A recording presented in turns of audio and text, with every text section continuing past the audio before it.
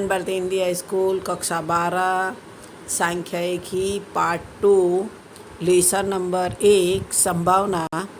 अब संभावना में कौन कौन सी चीज़ें यहाँ पे सीखने के हैं। तो पहले तो प्रस्तावना है, फिर यादच्छित प्रयोग और अवकाश और उसकी परिभाषा देखेंगे। फिर परिभाषा में घटना, निश्चित घटना, असंभव घटना, विशिष्ट घटनाएं, संभावना की गाणितिक परिभाषा, संभावना का योग का नियम, शर्ती संभावना और संभावना के गुणाकार का नियम, और पूर्ति सहित पूर्ति रहित चयन और संभावना की सांख्यिक परिभाषा के बारे में समझेंगे। अब पहले अपने प्रस्तावना देखेंगे। प्रस्तावना के अंदर हमारे दैनिक जीवन में अनेक घटनाएं बनती हैं। इन घटनाओं में से कुछ घटनाएं निश्चित रूप से बनेगी ही, ऐसा हम निश्चित रूप से कह सकते हैं। जैसे कि जन्म लेने वाला प्रत्येक मनुष्य मरेगा, वृक्ष से टूटा फल जमीन पर गिरेगा, किसी व्यापारी को वस्तु की प्रति इकाई बिक्री से अधिक 10 रुपया लाभ मिलता हो तो वस्तु की 50 इकाई की बिक्री से उसको 500 रुपया लाभ मिलेगा। यदि किसी व्यक्ति कोई राष्ट्रीयकृत बैंक में 1 लाख पर वार्षिक 7.5% की दर से ब्याज पर रखने से वर्ष के अंत में उसे 7,500 ब्याज मिलेगा। ये सभी घटनाएं निश्चित है। जो घटना घटेगी ही उसको अपने निश्चित घटना कहते हैं। जन्म लेने वाला बालक जिसका जन्म होता है उसकी मृत्यु निश्चित है, कब होगी वो निश्चित नहीं है। इस तरह से जन्म लेने वाला बालक लड़का या लड़की निश्चित है। फल, वृक्ष पे से जो फल गिरता है वह नीचे ही गिरेगा, ऊपर जाएगा नहीं, गुरुत्वाकर्षण के बल के नियम के अनुसार। इस तरह से ये घटनाएं सब कैसी है, निश्चित है। परंतु कुछ घटनाएं ऐसी होती है कि जो बनेगी या नहीं, या पहले से निश्चित रूप से नहीं कह सकते हैं। जैसे कि किसी संतुलित सिक्के को उछालने से उसके ऊपरी हिस्से पर छाप आएगा। 6 भुजा वाले संतुलित पासे को उछालने से ऊपर की ओर मिलने वाला अंक 3 हो। नवजात शिशु का लिंग नर हो। कारखाने में उत्पादित इकाई की गुणवत्ता युक्त क्षति रहित हो। वर्तमान वर्ष में कुछ विस्तार में वर्षा कितनी होगी। वर्तमान वर्ष में राज्य में गेहूं की फसल का उत्पादन कितना होगा। 2 देशों के बीच खेले जाने वाली क्रिकेट मैच का परिणाम क्या आएगा, इत्यादि घटनाएं जो निश्चित नहीं है। क्योंकि जो घटनाएं बनती है, पासा उछाला, सिक्का उछालते ऊपर छाप मिलेगी या कांटा, वह निश्चित नहीं है। जो 6 भुजा वाला अंक पासा को अपने उछालेंगे तो उसके ऊपर पासे के ऊपर 1 से 6 अंक होते हैं, उसमें से कौन सा अंक आएगा वह निश्चित नहीं है। इसलिए वर्षा कितनी होगी, वर्तमान में कौन से राज्य में होगी, ये निश्चितता होती नहीं है। ये सभी घटना ऐसी है कि जो घटित होगी ऐसा हम निश्चित रूप से नहीं कर सकते हैं। इन घटनाओं को घटने के विषय में सचोट रूप से अनुमान करना संभव नहीं है। ऐसी घटनाएं बने या न बने, उसकी थोड़ी बहुत संभावना का ख्याल हम अपनी सूझबूझ से प्राप्त कर सकते हैं।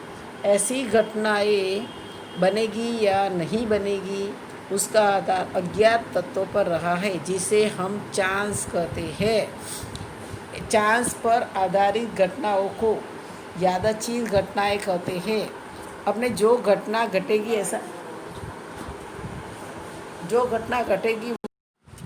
चांस पर आधारित घटनाओं को यादच्छित घटनाएं कहते हैं। ऐसी अनियमित घटना घटने के अनुमान को संख्यात्मक रूप से प्रदर्शित करने के लिए संभावना का उपयोग किया जाता है। इस अध्याय में हम संभावना के सिद्धांत, संभावना की प्रशिष्ट परिभाषा, सांख्यिक परिभाषा, संभावना की उपयोगिता प्रदर्शित करते उदाहरण देखेंगे। अब अपने उसमें पहले देखेंगे यादच्छित प्रयोग और निर्देशावकाश किसे कहते हैं। पहले यादच्छित प्रयोग। अपने यहाँ एक प्रयोग दिया है कि एक संतुलित सिक्के को उछाले। इस प्रयोग में 2 संभावित परिणाम, छाप या कांटा में से कोई एक परिणाम मिलेगा। हम मान लें कि सिक्का उसकी धुरी पर खड़ा नहीं रहता, यानी सिक्का खड़ा नहीं रहता है उछालने पर, कांटा या छाप आ जाती है।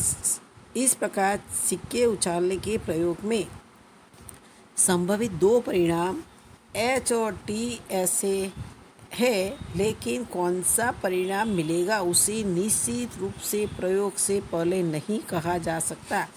अपने जब तक उछालेंगे नहीं तब तक पता नहीं चलेगा कि छाप आएगी या कांटा आएगा कि सिक्का खड़ा रह जाए, पर खड़ा नहीं रहेगा दूरी पर। दूसरा प्रयोग है कि 1 से 6 अंक 1 2 3 4 5 6 अंक से 1 से 6 अंक लिखे षष्ठभुज संतुलित पासे को उछालें, उसके ऊपर की ओर आए अंकों का लेखा करें। इस प्रयोग के 6 संभवित परिणाम हैं, उसमें से कोई भी एक परिणाम मिलेगा। पासा उछालने के संभवित परिणाम 1 2 3 4 5 6 में से कौन सा परिणाम मिलेगा उसका अपने पहले से अनुमान निश्चित रूप से नहीं किया जा सकता है, या तुमको पासा बताया हुआ है। अब तीसरा प्रयोग है कि 0 से 9 अंक से 10 अंकों से चित्रित एक चक्र है, उसके सामने रखा गया एक निशान है। उस चक्र को हाथ के द्वारा गोल गोल घुमाया जाए और वह गोल गोल घूमकर कुछ समय पश्चात स्थिर हो जाता है। यह चक्र जब स्थिर हो जाए तब 0 से 9 में से कोई एक अंक निशान के समक्ष आता है। इस अंक को विजय दर्शक अंक कहते हैं, या इस चक्र की घुमाकर देखें कि विषय दर्शक अंक कौन सा है। प्रयोग के कुल संभवित 10 परिणाम है, परंतु इन 10 अंकों में से कौन सा परिणाम आएगा कि जो उस प्रयोग के अंदर अपने निश्चित कर सकते नहीं है। पहला जो था संतुलित पास सिक्के को उछाला, उसके अंदर एस मिलेगा कि टी मिलेगा वो निश्चित नहीं है। दूसरे में पासा का उछाला, पासा को उछालने पर पासे पे 1 से 6 अंक होते, उसमें कौन सा अंक आएगा वो भी निश्चित है नहीं है। और अपने चक्र में 0 से 10 उसके अंदर से कौन सा अंक आएगा वो भी निश्चित नहीं है, जो यादृच्छिक प्रयोग के अंदर। अब आगे परिभाषा देखेंगे। अब जो उपरोक्त प्रदर्शित प्रयोग किया अपने 1 2 और 3 को यादृच्छिक प्रयोग कहते हैं। यादृच्छिक प्रयोग की परिभाषा निम्न अनुसार है: जिस प्रयोग का निरपेक्ष रूप से समान परिस्थितियों में पुनरावर्तन किया जा सकता हो एवं उस प्रयोग के समग्र संभवित परिणाम पहले से ज्ञात हो, परंतु उनमें से कौन सा निश्चित परिणाम मिलेगा उसका अनुमान निश्चित रूप से प्रयोग के पूर्व न किया जा सकता हो, ऐसे प्रयोग को यादृच्छिक प्रयोग कहते हैं। यानी इसके अंदर परिणाम क्या आएगा वो निश्चित है, परंतु कौन सा आएगा उसके पहले नहीं कह सकते हैं, तो उसे अपने यादृच्छिक प्रयोग कहते हैं। अब उसके अंदर लक्षण के अंदर यादृच्छिक प्रयोग का निरपेक्ष रूप से लगभग समान परिस्थितियों में पुनरावर्तन किया जा सकता है। दूसरा है कि यादृच्छिक प्रयोग के संभावित समग्र परिणाम ज्ञात होते हैं, परंतु उनमें से कौन सा निश्चित परिणाम मिलेगा उसका निश्चित रूप से प्रयोग के पूर्व अनुमान नहीं कर सकते। और तीसरा है कि यादृच्छिक प्रयोग के अंत में संभवित परिणामों में से कोई एक निश्चित परिणाम मिलता ही है। अब निर्देशावकाश किसी भी यादृच्छिक प्रयोग के संभवित समग्र परिणामों के समूह के समुच्चय को उस यादृच्छिक प्रयोग को निर्देशावकाश कहते हैं। निर्देशावकाश को सामान्य रूप से U अथवा S के संकेत द्वारा प्रदर्शित किया जाता है। निर्देशावकाश के घटकों को निर्देश बिंदु कहते हैं। अब यहाँ पे पूर्व प्रदर्शित यादृच्छिक प्रयोग में निर्देशावकाश निम्न अनुसार अपने प्राप्त करेंगे: जो एक संतुलित सिक्के को उछाला जाए, और इस यादृच्छिक प्रयोग के संभवित कुल 2 परिणाम है। कौन सा 2 परिणाम है तो पता है कि छाप और कांटा, एच और टी, हेड और टेल। तो अपने यू निर्देशावकाश को अपने यू द्वारा दर्शाएंगे, तो यू और समुच्चय का जो ये निशान है समुच्चय एच और टी, अथवा निर्देशावकाश यू समुच्चय में टी या एच, ऐसे किसी भी प्रकार से लिखा जा सकता है। अपने यहाँ पे सिक्का दिया हुआ है चित्र में, छाप और कांटा। दूसरा प्रयोग जो है कि अपने 1 से 6 अंक इस तरह से रख 1 से 6 तक के अंक छपे एक षष्ठभुज समतुलित पासे को उछाला जाता है और उसमें कुल संभवित 6 परिणाम आते हैं। 6 परिणामों में से अपने यहाँ पे उसको लिखने के लिए u बराबर समुच्चय 1, 2, 3, 4, 5, 6 कोमा करना कंपलसरी है कि u बराबर समुच्चय 1, 2, 3, 4, 5, 6 होगा। अब यहाँ पे तुम लोगों को जो 1 अंक आवे तो 2 आवे तो 3 आवे 4, 5, 6 पासा का चित्र बना के दिया है। प्रयोग 3 के अंदर 0 से 9 तक छपे एक चक्र घुमाकर विजय अंक निश्चित करना है। यादृच्छिक प्रयोग की संभवित कुल 10 परिणाम है। तो निर्देशावकाश के अंदर u बराबर समुच्चय में 0, 1, 2, 3, 4, 5, 6, 7, 8, 9 होगा। अब यहाँ पे तुम लोग को चक्र में 0 का बताया है, फिर 1, फिर 2, फिर 3, 4, 5, 6, 7, 8, 9। अब शांत निर्देशावकाश। अब शांत निर्देशावकाश किसे कहते तो यादृच्छिक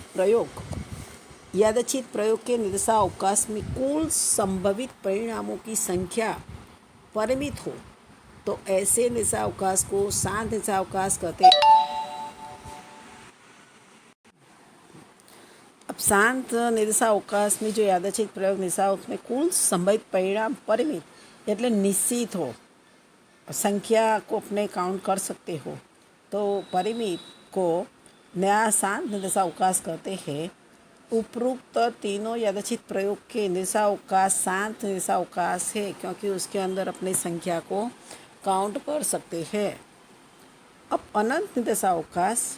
यादृच्छिक प्रयोग के निर्देशावकाश में कुल संभवित परिणामों की संख्या अपरिमित हो ऐसे निर्देशावकाश को अनंत निर्देशावकाश कहते हैं।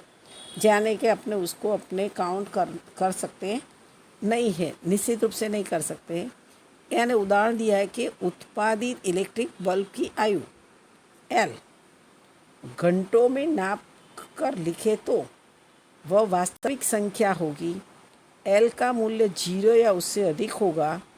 इलेक्ट्रिक बल्ब के आयु को नापने के प्रयोग में संभवित परिणाम अनंत होंगे। यानी L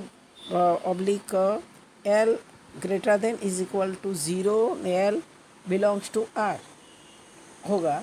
यहाँ पे इलेक्ट्रिक बल्ब की महत्तम आयु 700 घंटे मानी है तो निर्देशावकाश अपने कितना रहेगा 700 रहेगा, अनंत निर्देशावकाश बनेगा। अब उदाहरण तुमको एक दिया हुआ है कि 2 संतुलित सिक्के को एक साथ उछाला जाए तो उस यादृच्छिक प्रयोग का निर्देशावकाश लिखिए। यानी 2 सिक्के में से एक सिक्के को प्रथम सिक्का और शेष बचे सिक्के को द्वितीय सिक्का कहेंगे। छाप को H द्वारा और कांटे को T द्वारा प्रदर्शित करें तो इस प्रयोग के परिणाम नीचे आकृति अनुसार दिया है। अब देखो यहाँ पे सिक्का दिया हुआ है, पहले में दोनों में क्या मिलती है, छाप मिलती है, HS मिलता है। दूसरे में एक छाप और एक कांटा मिला। तीसरे में पहले कांटा मिला फिर छाप मिली, फिर चौथे में दोनों में कांटा मिला। यानी 2 संतुलित सिक्के उछालने पे कुल परिणाम कितना मिलता है 4 मिलता है।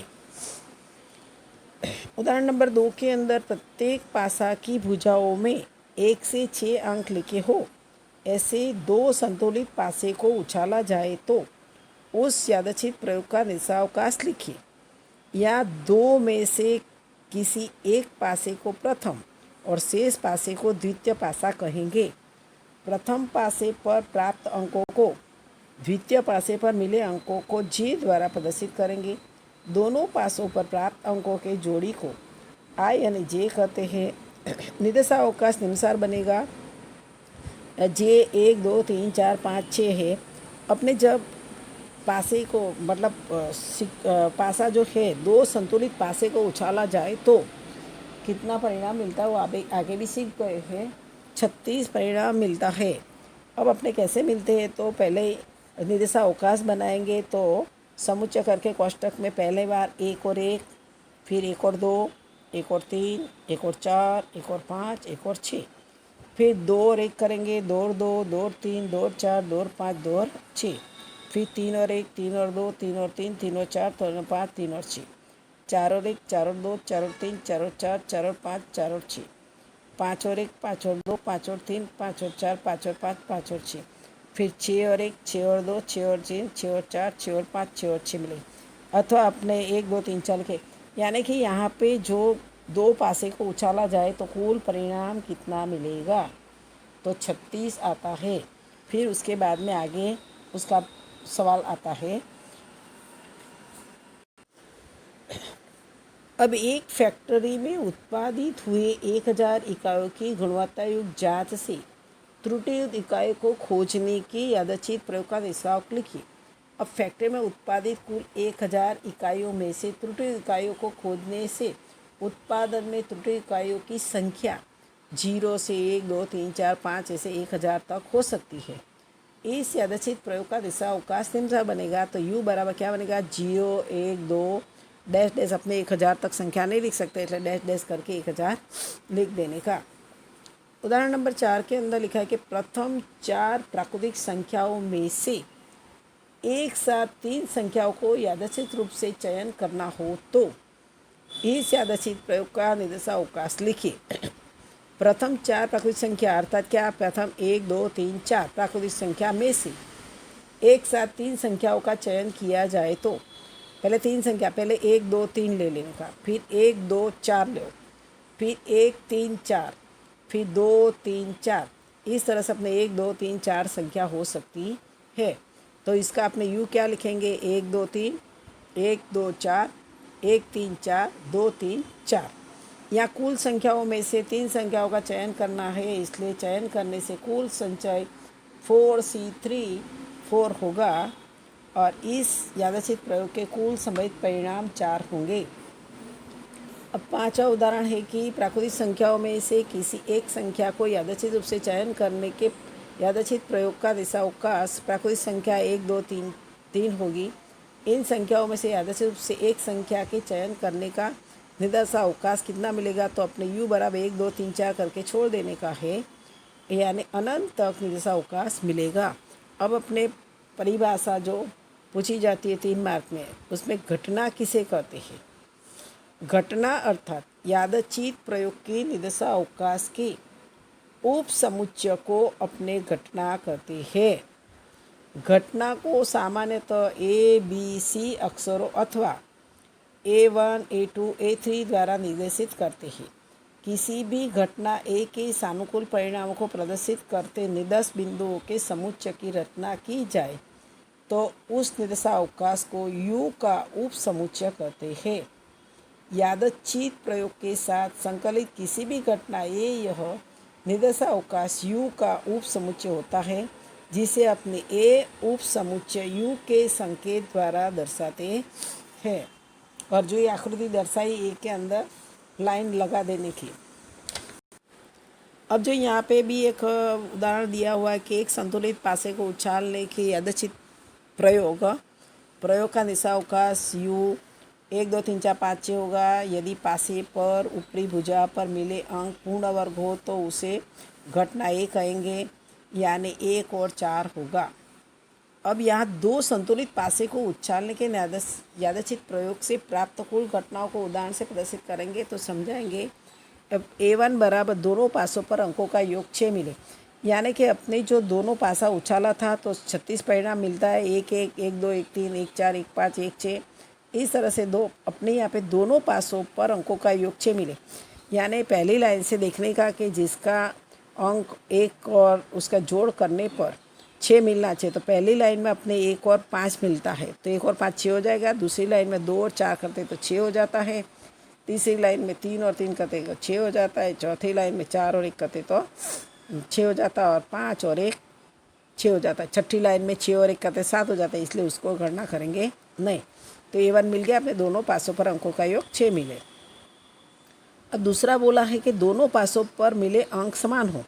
अब समान हो उसको A2 बोला तो अपने पता है 1 1 2 2 3 3 4 4 5 5 और 6 6।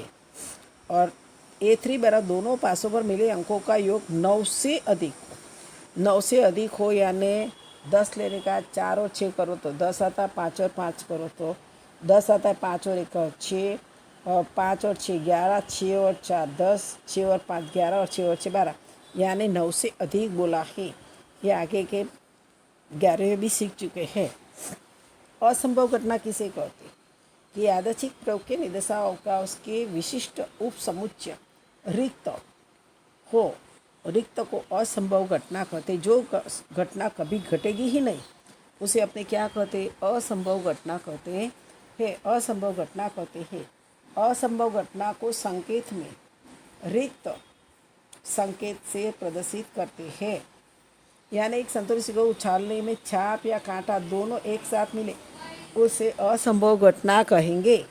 अब निश्चित घटना किसे कहते हैं तो यादृच्छिक प्रयोग के निर्देशावकाश के विशिष्ट उपसमुच्चय यू को निश्चित घटना कहते हैं। जो घटना हमेशा घटित हो वह निश्चित घटना है जिसे यू संकेत से प्रदर्शित करते हैं। शनिवार के पश्चात का दिन रविवार ही होगा। एक षष्ठभुज भुजा संतुलित पासे को उछालने पर उसकी ऊपरी भुजा पर मिला पूर्णांक 7 से छोटा होगा इत्यादि निश्चित घटनाओं का उदाहरण है। अब पूरक घटना किसे कहते हैं, ठीक माना कि यू एक शांत निर्देशावकाश है, एक उसकी कोई एक घटना है, निर्देशावकाश यू में हो परंतु घटना ए में न हो, ऐसे समग्र परिणामों या घटकों के समुच्चय को घटना ए की पूरक घटना कहते हैं। अपने पूरक घटना को ए डैश, ए बार और ए सी द्वारा प्रदर्शित करते हैं, पर अपने ज़्यादातर ए डैश का ही उपयोग करते हैं। अपने यहाँ पूरक घटना को ए डैश द्वारा दर्शाएंगे। यानी घटना ए की पूरक घटना यानी घटना ए न बने तो यू माइनस ए पूरक घटना है। सवाल सीखेंगे तो पता चलेगा। परिभाषा और थियोरी के जितना भी परिभाषा चलाई है वो लिख कर याद करने की है। पार्ट 2 शुरू हो गया है। पार्ट 1 का जो भी काम बाकी है पूर्ण कर लेना, चौपड़ा मंगाया जाएगा और पार्ट 2 का चौपड़े में लिखना शुरू कर देने का।